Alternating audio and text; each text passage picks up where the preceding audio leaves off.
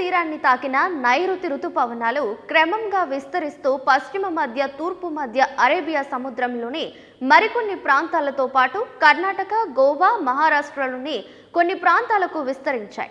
ఇవి వాతావరణానికి అనుకూలంగా చురుగ్గా కదులుతుండటంతో ఉత్తర బంగాళాఖాతంలోని మిజోరాం, మణిపూర్, నాగాలాండ్లోని కొన్ని ప్రాంతాలకు విస్తరించాయి.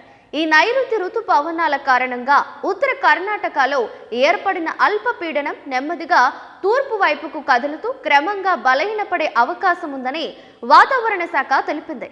ఇక మరోవైపు తూర్పు మధ్య అరేబియా సముద్రం నుండి ఉత్తర ఒడిశా, మధ్య మహారాష్ట్ర, ఉత్తర తెలంగాణ, దక్షిణ ఛత్తీస్గఢ్ మీదుగా సముద్ర మట్టానికి 1.5 నుండి 4.6 కిలోమీటర్ల ఎత్తులో కొనసాగుతున్న ద్రోణి ప్రభావంతో ఇవాళ రేపు దక్షిణ భారతదేశంతో పాటు ఉత్తర భారత్లోని కొన్ని రాష్ట్రాల్లో వర్షాలు కురిసే అవకాశం ఉందని వాతావరణ శాఖ తెలిపింది.